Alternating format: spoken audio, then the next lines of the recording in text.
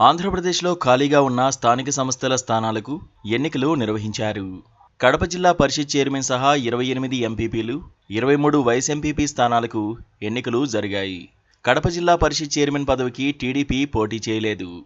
దీంతో అక్కడ వైఎస్ఆర్సీపీ అభ్యర్థి ఏకగ్రీవంగా ఎన్నికయ్యారు. అలాగే ఎంపీపీలు, వైస్ ఎంపీపీ పదవుల్ని టీడీపీ, జనసేన, వైఎస్ఆర్సీపీలు దక్కించుకున్నాయి. కాకినాడ రూరల్ ఎంపీపీ జనసేన, గుంటూరు జిల్లా దుగ్గిరాల ఎంపీపీ, అచ్చంపేట ఎంపీపీ టీడీపీ ఖాతాలోకి వెళ్లాయి. బిక్కవోలు మండలం బీజేపీ ఎంపీపీగా తేతలి సుమ ఎన్నికయ్యారు. అయితే కొన్ని జిల్లాల్లో టీడీపీకి ఎదురుదెబ్బ తగిలింది. అక్కడ వైఎస్ఆర్సీపీ అనూహ్యంగా పదవుల్ని దక్కించుకుంది. ప్రకాశం జిల్లా త్రిపురాంతకం ఎంపీపీ ఎన్నికల్లో టీడీపీకి షాక్ తగిలింది.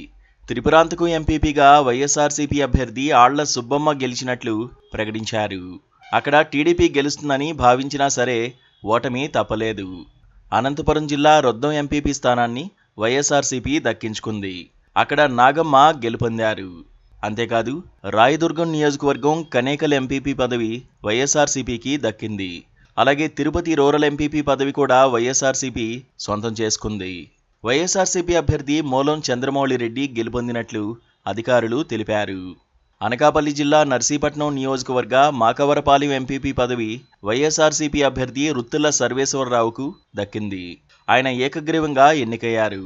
అనకాపల్లి జిల్లా మాడుగుల ఎంపీపీగా వైఎస్ఆర్సీపీ అభ్యర్థి తాళ్లపరెడ్డి రాజారాం ఏకగ్రీవంగా ఎన్నికయ్యారు.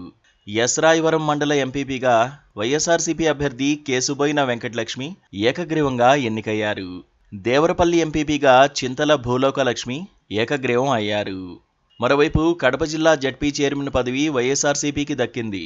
ఒకే ఒక్క నామినేషన్ రావడంతో వైఎస్ఆర్సీపీ జడ్పీటీసీ రామగోవిందరెడ్డి ఏకగ్రీవంగా ఎన్నికైనట్లు అధికారి ప్రకటించారు.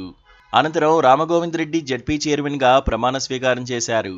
కడప జడ్పీ చైర్మన్ పోస్టుకు పోటీ చేయడం లేదని టీడీపీ ముందే ప్రకటించింది.